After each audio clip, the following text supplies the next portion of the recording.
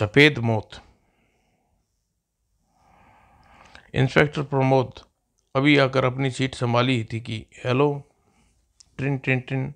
Hello Ram Nagar police station sir, Raghavan road के चौराहे पर एक लाश पड़ी है।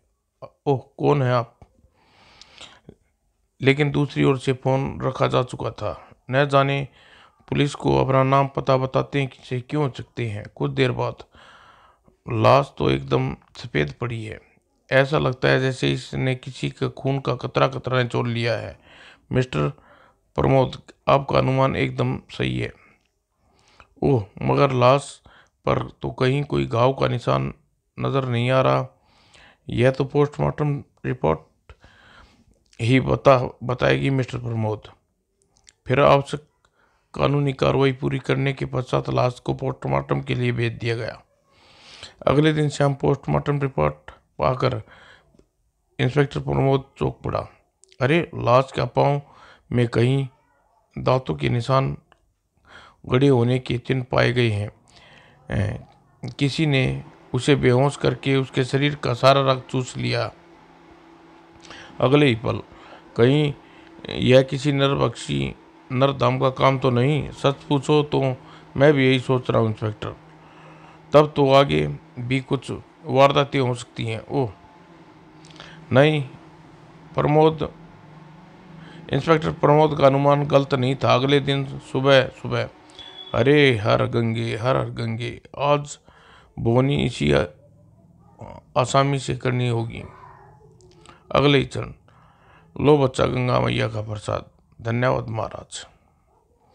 और उस व्यक्ति ने लड्डू अपने मुंह में डाला और आगे बढ़ा। आह, गंगा मैया का प्रसाद खाकर धन्य हो गया। तभी वह कुछ ही दूर गया था। आह, पंडित ने सावधानी से चारों ओर देखा। फिर प्यारे रंबा, लाइन क्लियर है, अपना काम कर और फूट ले। अगले ही पल पंडित ने उसे उठाकर अपने कंधे पर लादा और पेड़ों की झुरमुट की ओर बढ़ गया। और पेड़ों के पीछे खड़ी अपनी कार के पास पहुंचकर उसने बेहोश व्यक्ति को कार में डाल लिया। अब मुझे जल्दी से निकल लेना चाहिए। फिर अपना मेकअप हटाने लगा। अब इसकी जरूरत नहीं। कुछ देर बाद वह अपने असली रूप में गाड़ी उड़ाए लिए जा रहा था। दोपहर 2 बजे हैप्पी स्कूल की छुट्टी की घंटी बजी। भागो, छुट्टी हो गई, छुट्टी हो गई। सारे बच्चे अपने बस्ते उठाकर स्कूल से बाहर निकल गए। श्याम, मैं तेरे साथ चलता हूँ। मुझे मोड़ वाली दुकान पर किताब बदलनी है। ओके। थोड़ी दूर चलने के बाद अभी वह मुड़ ही पाए थे कि अगले ही वैन की स्लाइडिंग डोर अपनी जगह से सरका। सुनो बेटे, जरा यह एड्रेस बताना। कहाँ का एड्रेस अंकल? लेकिन जैसे ही उन्होंने उस व्यक्ति को हाथ से कार्ड लेना चाहा, गू और अगले ही पल वैन वहां से भाग निकली। पकड़ो पकड़ो, बच्चे का प्राण। इस घटना की सूचना मिलते ही सिद्ध पुलिस हरकत में आ गई, मगर उस वैन का कहीं कुछ पता नहीं चला। उसी शाम एक अखाड़े में। शाबाश, बहुत अच्छे जा रहे हो तुम दोनों। देखो कौन जीतता है। या शाबाश जगदीश। मन्ना, जरा लगा जोर। लेकिन जगदीश का दावा कि आगे मुन्ना का जोर नहीं चल पाया और उर्रे। शाबाश, पहले से काफी प्रगति कर ली तुम दोनों। चलो अब दोनों मैदान में उतरो। जी गुरुदेव। ठीक है हो जाए शुरू।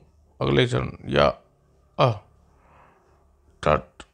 तभी अखाड़े के चौकीदार जगदीश के पास आया। जगदीश भाई, आपको बुला रहा है। ओ हाँ हाँ हाँ। कुछ सोचकर जगदीश अखाड़े के पिछले द्वार की ओर बढ़ गया। ऐसा कौन हो सकता है जो अखाड़े के भीतर न आकर मुझे पिछले द्वार पर बुला रहा है? और पिछले गेट के पास पहुंचकर, अरे यहाँ तो कोई भी नहीं है। क्या चौकीदार मुझसे मजाक किया? और जैसे ही जगदीश वापस जाने को मुड़ा, मगर अगले ही क्षण उसका फौलादी गुस्सा दोबारा प्रहार करने वाले उस बदमाश की छाती पर पड़ा। और अगले ही पल, हरामजादे, तुमने मुझ पर हमला किया है, हिम्मत की, मगर तुरंत ही सिर दी ओ खतरा। और खतरा भाप कर जगदीश मदद के लिए चिल्लाता हुआ रिवॉल्वर उठाने को लपका। गुरुजी, मुन्ना जल्दी आइए। अगली पल भागो। उन्हें भागता देख जगदीश ने फायर करना चाहा, मगर ओह, इसमें गोलियां ही नहीं है। तभी क्या हुआ जगदीश? कौन थे वे लोग? शायद वह मेरा अपहरण करना चाहते थे। यह तब तो वह तीनों बच्चे का अपहरण करने वाले गिरोह के आदमी होंगे। गुरुजी, आज दोपहर को 2 बच्चों का अपहरण कर लिया गया, मगर वे लोग तुम्हारा अपहरण क्यों करना चाहते थे? क्या मालूम गुरुजी, हमें पुलिस में रिपोर्ट दर्ज करानी चाहिए। मुन्ना ठीक कहता है, हमें तुरंत पुलिस स्टेशन चलना चाहिए। चलिए गुरुजी। अगले दिन जब अपहरणकर्ता के गणितीय राजा चौराहे पर पड़े 3 सफेद लाशों के रूप में कानून समाज को चुनौती बने पड़े थे। शायद यह दोनों बच्चे हैं जिसका कल दोपहर हैप्पी स्कूल से बाहर से अपहरण कर लिया गया था। पुलिस को फोन करो। फोन पर पुलिस सूचना पाकर इंस्पेक्टर प्रमोद घटनास्थल पर पहुंचा और कानूनी कार्रवाई करने लगा। फिर वही सफेद मौत। काश पुलिस कल ही उन अपहरणकर्ताओं को पकड़ लेती तो इन मासूम की जान खतरे में जान न गई होती। और यह तीसरी लाश मुकुंदलाल की हो सकती है, जिसके गायब होने की रिपोर्ट उसके राय बिहारी ने लिखवाई थी। और इंस्पेक्टर प्रमोद लाशों की शिनाख्त करवाने के लिए कुछ पुलिस कर्मचारी को बच्चे के वारिसों तथा राय बिहारी को बुलाने के लिए भेज दिया और शेर दी, पिताजी, ओह मेरे बेटे, मेरे लाल, हाय मेरे जिगर के टुकड़े। ओह कितना करुण दृश्य है। तीनों लाशों का पंचनामा भरकर इंस्पेक्टर प्रमोद उन्हें पोस्टमार्टम के लिए भेज दिया। जब पुलिस स्टेशन के लिए रवाना हुआ तो उसका मस्तिष्क बुरी तरह उलझा हुआ था। मुझे इन बदमाशों को रोकथाम के लिए कुछ न कुछ करना होगा। मामले की गंभीरता को देखते हुए शहर में फौरन रेड अलर्ट घोषित कर दिया। उधर पुलिस स्टेशन में डॉक्टर श्रीवास्तव, मुझे इन लाशों का पोस्टमार्टम रिपोर्ट मिलनी चाहिए, जल्दी मिलनी चाहिए। शाम तक मिल जाएगी इंस्पेक्टर। फिर इंस्पेक्टर प्रमोद ने शहर के लगभग तमाम बदमाश पुलिस थाने में बुलाकर उनकी शिनाख्त परेड करवाई। बच्चों, जरा पहचान कर बताओ, इनमें से मदन और श्याम का अपहरणकर्ता कौन है? बच्चों ने एक एक बदमाश को अच्छी तरह देखा। फिर नहीं अंकल, इनमें से कोई नहीं है। ओह, मुझे पूरी उम्मीद है बच्चे किसी न किसी को तो उसे पहचान लेंगे। लेकिन इंस्पेक्टर प्रमोद ने हार नहीं मानी। कुछ खतरनाक अपराधियों को रोककर बाकी सभी को छोड़ दिया। फिर एक एक करके उनसे पूछताछ करने लगा। बताओ, बच्चों का अपहरण तुमने किया? नहीं। नहीं, सच बोल हरामजादे। साहब, मैं सच कहता हूँ, मासूमों का अपहरण मैंने नहीं किया था। बोल, तूने बच्चों का अपहरण करने उन्हें मार डाला रंगा? नहीं नहीं बाप, अपन उन बच्चों लोगों को नहीं मारा। अपन गुंडा जरूर है, कसाई नहीं। बता दामू, बच्चों का अपहरण और हत्याएं इस इलाके के किस गुंडे का काम है? मैं सच कहता हूँ साहब, इस बारे में कुछ नहीं जानता। लेकिन प्रमोद अपनी कोशिश में नाकाम रहा, अतः उसने सब बदमाशों को छोड़ दिया। ओह, समझ में नहीं आता क्या करूं। तभी डॉक्टर श्रीवास्तव ने यह पोस्टमार्टम रिपोर्ट भेजी है। सर, ठीक है, तुम जाओ। और इंस्पेक्टर प्रमोद रिपोर्ट पढ़ने लगा। मुकुंदलाल व बच्चों की मौत रक्त चूसे जाने से हुई है। पूरी रिपोर्ट पढ़कर इंस्पेक्टर प्रमोद की होठ बिछ गई। मैं उन दरिंदों को पताल से भी खोज निकालूंगा। अचानक उसके मस्तिष्क में एक विचार उभरा। कहीं कल श्याम जगदीश पहलवान पर हमला करने वाले अपराधी भी वही लोग तो नहीं? मुझे अपनी चित्रकला का प्रयोग में लाना चाहिए। और फिर रिपोर्ट लिखवाए गए एक बदमाश के हुलिये के आधार पर चित्र बनाने लगा। मेरी मेहनत शायद कोई रंग लाए। लगभग 2 घंटे की मेहनत के बाद ओह, बन गया। मुझे जगदीश के पास चलकर इसकी शिनाख्त करनी चाहिए। दूसरी ओर शहर में जारी रेड अलर्ट के बाद जो अपराधी शहर से बाहर जाने वाली सड़क पर सक्रिय थे। सावधान से, गाड़ी आ रही है। गाड़ी का ड्राइवर सड़क पे बिछी कीलों पर नजर पड़ी, चौंका। ओह साहब, सड़क पर अनेक कीलें बिछी हुई हैं। क्या? ड्राइवर ने गाड़ी धीमी करके कच्ची सड़क पर उतारनी चाहिए, तभी दाएं दाएं, परिणाम स्वरूप दाएं दाएं। अगले ही क्षण तीनों लुटेरे तेजी से गाड़ी की ओर लपके। खबरदार, कोई गाड़ी से बाहर नहीं निकलेगा। संभालो इन सबको, चारों को बेहोश करके अपनी गाड़ी में डालना है। तभी बस पीछे एक गाड़ी आ रही है। ओह, यह ट्रक कहाँ से आ टपका? इस स्थिति में भागना ही उचित होगा। अगले ही पल, भागो। आई, लगता है बदमाश बदमाश उस कार दा सवारियों ਨੂੰ लूटना चाहते थी। खैर, आओ हरामजादो, सानू नू वेख के कित्थे भाजदे पे हो। लेकिन अगले ही पल, बच गए साले। हम आपके बहुत आभारी हैं सरदार जी। आप ठीक समय पर न आते पहुँचते तो हमारा क्या अंजाम होता। वही बादशाह असी पहुँचते कैसे थारा नहीं। शायद वाहेगुरु दी यो इमरजेंसी। और फिर सरदार की निगाहें गाड़ी पर से होती हुई सड़क पर गई। वो एक कमीनों ने तो ओकानू फसांदा पूरा इंतजाम किया हुसी। और अगले ही पल, रास्ते में बिछी कीलों को हटाने के बाद, तुसी लोग मेरी गड्डी विच शहर चल लो। पुलिस दी से रिपोर्ट लिखवा दे। पुलिस आप की नाल निमट लेगी। आप ठीक कहते थे, चलिए। ड्राइवर समेत चारों आदमी ट्रक में बैठ गए और सरदार जी ट्रक आगे बढ़ा दिया। कुछ देर बाद पुलिस स्टेशन के कक्ष में, मिस्टर दामोदर, जरा यह स्केच देखिए और बताइए क्या इनमें से कोई व्यक्ति भी था। जी हाँ इंस्पेक्टर साहब, मेरा सब ठीक निकला। कुछ देर बाद, आप निश्चिंत रहिए मिस्टर दामोदर। गाड़ी पर से फिंगरप्रिंट उतारने के बाद आपकी गाड़ी आपके पास पहुंचा दी जाएगी। धन्यवाद इंस्पेक्टर, आपसे हमें यही उम्मीद थी। इंस्पेक्टर प्रमोद आश्वासन पाकर सब वापस चले गए। और उसके जाने के बाद, हाँ इंस्पेक्टर, यह उन तीनों अपराधियों में से एक का चित्र है। ओह, तो अपराधी मेरे हाथों बचकर नहीं निकल सकते। मुझे ऐसा लगता है जैसे अपराधियों ने के करीब पहुंचता जा रहा हूँ। जगदीश ने भी मेरे बनाए स्केच को फौरन पहचान लिया था।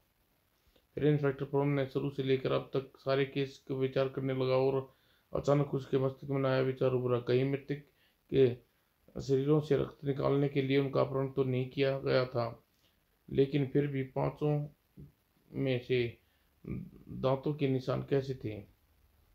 और अगले दिन, hello inspector Pramod here. Inspector साहब, मैं दामोदर बोल रहा हूँ। आप फौरन माल रोड पर नए खुले सीना ब्लड बैंक के पास पहुंचिए। मैंने अभी अभी उस बदमाशों को वहां देखा है जिसका स्केच आपने मुझे दिखाया था। आपके अपने एक साथी को ब्लड बैंक की निगरानी पर छोड़कर मैं बूथ से आपको फोन कर रहा हूँ। ओह, मैं फौरन पहुंच रहा हूँ मिस्टर दामोदर। इंस्पेक्टर प्रमोद ने अपने साथ कुछ हथियारबंद सिपाही को लिया और तुरंत ही माल रोड की ओर रवाना हो गई। माल रोड शहर से बाहरी इलाके में है। लगता है अपराधियों का अड्डा उधर ही है। जैसे ही माल रोड वाले रोड पर घूमे, ओ दामोदर, इंस्पेक्टर प्रमोद ने अपनी जीप दामोदर के पास रुकवाई। मैं बड़ी बेसब्री से आपकी प्रतीक्षा कर रहा था। चलिए, कहीं हमारी मेहनत बेकार ना हो। आपकी था जल्दी इंस्पेक्टर। और कुछ देर बाद, ओह, रमन्ना कहाँ गया? कौन रमन्ना? वही मेरा साथी जिसे मैं बदमाशों की निगरानी पर यहाँ छोड़ के गया था। वो कहीं बदमाश यहाँ से निकल तो नहीं गया? असंभव है वह उसके पीछे चला गया हो। ऐसी बात होती तो मेरी गाड़ी यहाँ खड़ी न मिलती इंस्पेक्टर। वो तो आओ सामने वाले टी स्टॉल से पूछते हैं। दोनों टी स्टॉल पर पहुंचे। सुनो, कुछ देर पहले तुमने यहाँ काली गाड़ी के पास एक आदमी को खड़े देखा था। कहीं वही तो नहीं जिसकी आंखों पर चश्मा था? मैंने उसे सिन्हा ब्लड बैंक के स्पेशल मिस्टर नाथ के साथ भीतर जाते देखा। वो, इसका मतलब उसकी जान खतरे में है। अगले ही पल, तीनों सिपाही मेरे साथ ब्लड बैंक के भीतर चलो। बाकी सब ब्लड बैंक को घेर लो, एक व्यक्ति बाहर न निकलने पाए। Yes sir. और प्रमोद ने 2 सिपाही दामोदर बैंक में प्रवेश किया। अब तक घटनाक्रम को देखते हुए मेरे पूरा यकीन हो चला है कि यह ब्लड बैंक का अवश्य ही अपराधियों का अड्डा होगा। पुलिस, इसका एक साथी थोड़ी देर पहले तुम्हारे यहाँ भीतर आया था, बताओ कहाँ है वो? क्या यह आप क्या कह रहे हैं इंस्पेक्टर? यहाँ से लगभग 2 घंटे कोई नहीं आया। ज़्यादा होशियार बनने की कोशिश मत करो, वरना मुझे दूसरा रास्ता अपनाना पड़ेगा। आप बेकार में दादागिरी दिखा रहे हैं इंस्पेक्टर। बीच में बोलता है रामजादे धड़ाक धड़ाक। अगले ही पल, आप हमारे साथ ज्यादती कर रहे हैं इंस्पेक्टर। और तभी धड़ाक शू। अगले ही पल, गिरफ्तार कर लो इन दोनों हरामजादों को। और श्याम सिंह, तुम सब लोग अंदर बुला लो। Yes sir, yes sir. फिर इंस्पेक्टर प्रमोद ने जेब से रिवॉल्वर निकाल लिया और कंपाउंड के पीछे वाले दरवाजे की बढ़ा। रिसेप्शन पर बैठा गुंडा लाल बटन दबाया चाहता था। ऐसा करने से निश्चित ही अपने साथी को सावधान करना चाहता था। मुझे इस द्वार के भीतर जाकर देखना चाहिए।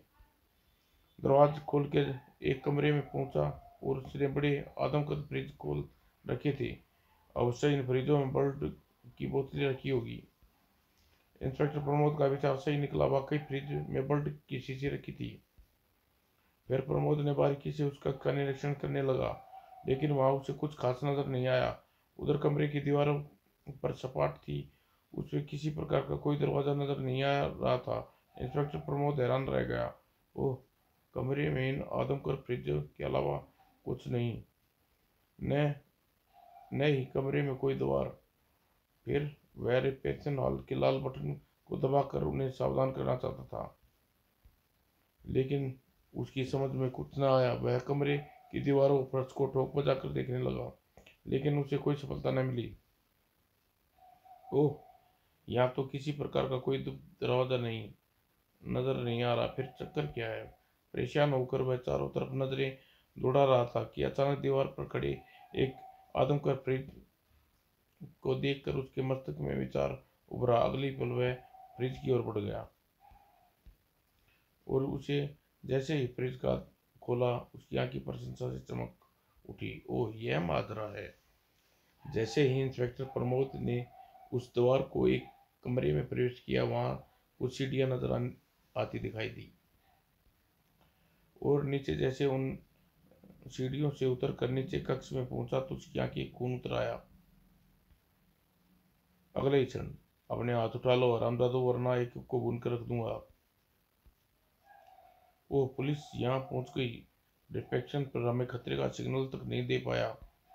हरामजादे, उनके पास इसके पाँव के पास उपकरण हटा ले, वरना सबसे पहले मेरी गोदी तेरा भेजा तोड़ डालेगी।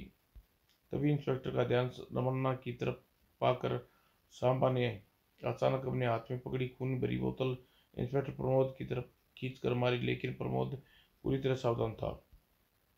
अगले क्षण दाएं। अगर कोई और ऐसी होशियारी दिखाना चाहता है तो सामने आ जाए। सबको मानो सांप सूंघ गया। और अगले ही पल, दाएं दाएं। क्या तूने सुना नहीं था दरिंदे? मैंने तुमसे क्या कहा था? वो जल्दी रमन्ना के पाँव के पास से उपकरण हटा लिया। लोग को सफेद मौत प्रदान करने वाले मैं सभी खत्म किए देता हूँ। तुम्हें नई नई गोली मत चलाना। इंस्पेक्टर प्रमोद ने ट्रिगर पर अपनी उंगली हटा ली। डोंट वरी मास्टर, तुमसे पूरी इंट्यूकेशन किए बिना मैं तुम्हें नहीं मारने दूंगा। गिरफ्तार कर लो इन तीनों हरामजादों को और टेबल पर रखे पेशेंट को फौरन एम्बुलेंस मंगाओ और वार्ड में पहुंचाओ। Yes sir. कुछ देर बाद रमन्ना ने लगभग 12 घंटे बाद होश आया। अब कैसे हो रमन्ना? ठीक हूँ दोस्त, तुम लोगों ने बचा लिया, वरना लोग मेरे जान ही ले ली होती। कानून को अपना आपका आभारी है मिस्टर रमन्ना। अपनी जान पर जोखिम में डालकर आपने अपराधियों तक पहुंचने में मदद की, लेकिन आप भीतर क्यों गए? वह लोग मुझे धोखे से वर्ल्ड बैंक के भीतर ले गए। मैं दामोदर को वापस आने की प्रतीक्षा कर रहा था। तनक सर, हमने वर्ल्ड बैंक कि में कैश लूटने आए बदमाश को पकड़ा है। आप उसे पहचानने में हमारी मदद करेंगे? हाँ, वह लुटेरा मैं अच्छी तरह पहचानता हूँ। और मैं बिना अधिक सोचे समझे उसके साथ ब्लड बैंक में चल दिया। लेकिन जैसे ही भीतर पहुंचा, ओह, अवश्य ही रुमाल में क्लोरोफॉर्म से भीगा था। और फिर शुरू हुई मुख्य अभियुक्त उस डॉक्टर से पूछताछ का सिलसिला जिसने अभी तक इंस्पेक्टर प्रमोद को केवल अपना नाम बताया था। सच सच बताओ साजिद, तुम यह काम दरिंदगी भरा काम किस लिए कर रहे थे? मुझे तुम्हारे बाकी चारों मुर्गों से पता चला कि उनने तुम्हारे सिवाय बास के रूप में तुम्हारे ऊपर किसी को नहीं देखा। क्या यह सच है? मैं कुछ नहीं जानता।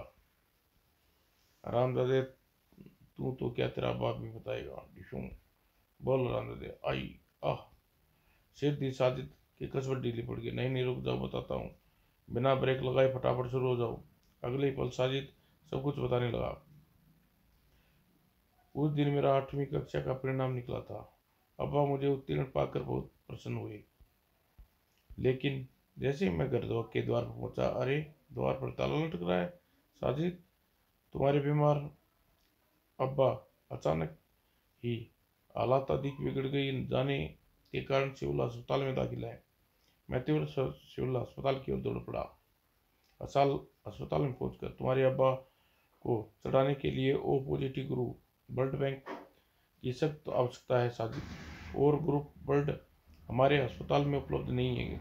उसका तुरंत प्रबंध करना, वरना। ओह, लेकिन मेरे पास इस समय पैसे नहीं है डॉक्टर।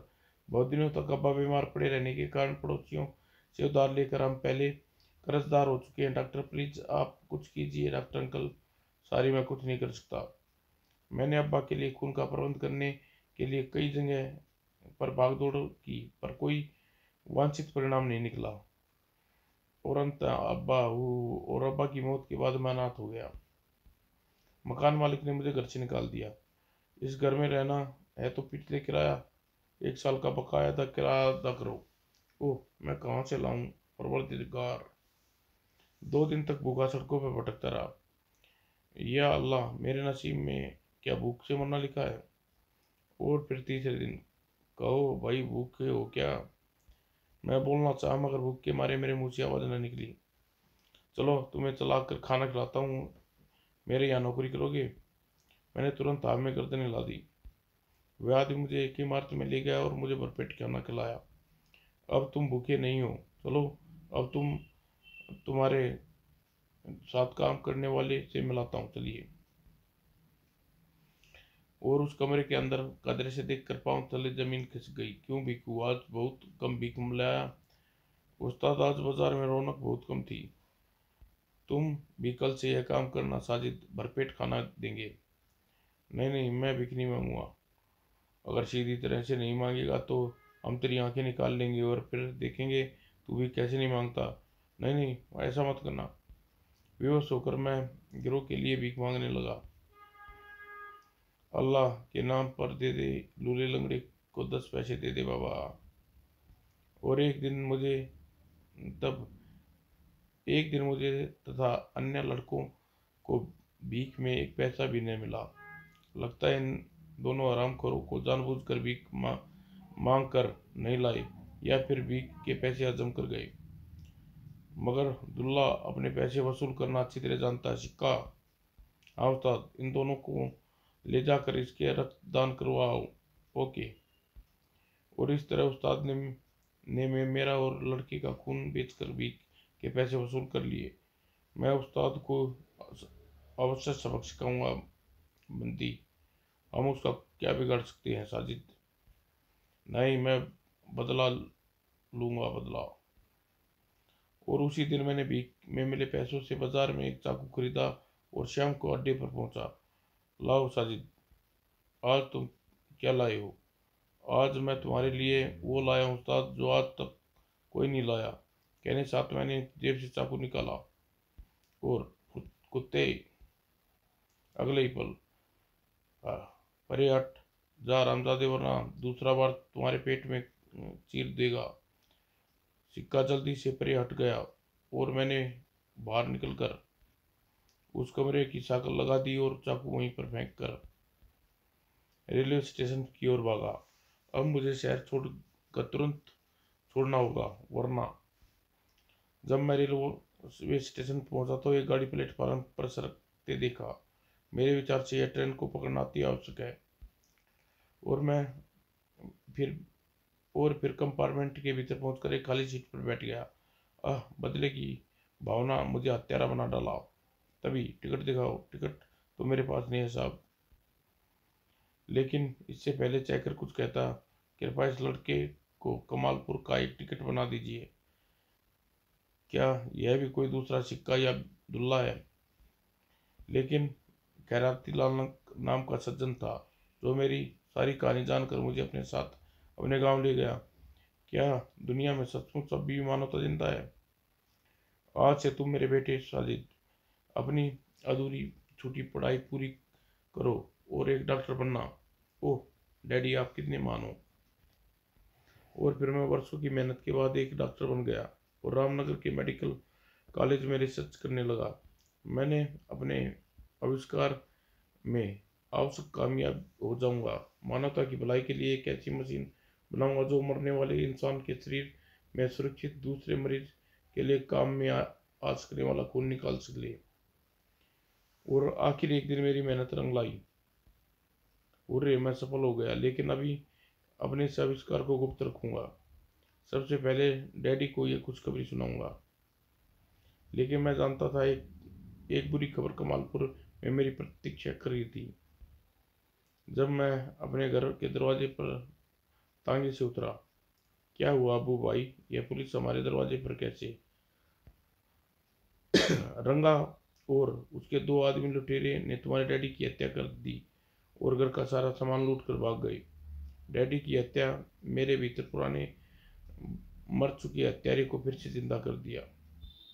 और डैडी की अंतिम क्रिया को पूर्ण करने के पश्चात मैंने उनके 3 हत्यारे को अपहरण कर अपने आविष्कार का पहला प्रयोग उन्हीं पर किया। हाँ हाँ, डैडी की हत्या लूट का हिसाब मैंने इनके खून से चुकाया। वर्षों पहले किसी ने मुझे यह सिखाया था, इनके खून की सब बोतलें बेच आओ सांबा। बस अगर हम इसी तरह रोज कुछ लोगों का अपहरण करके उनका खून की बोतल अपनी एक प्राइवेट ब्लड बैंक खोल कर बेचते, कुछ ही दिनों में माला माल हो जाएंगे। इस समाज से बदला ले सकेंगे। तुम ठीक कहते हो संभा। लालच और बदले की आग ने मुझे फिर से अंधा बना दिया और मैं इंसान से हैवान बनकर जिंदा लोगों का रक्त निचोड़कर सफेद मौत का जामा पहनाने लगा। और अंत में अदालत ने साजिद पर केस चला, उसे फांसी की सजा सुना दी गई ठीक समय पर।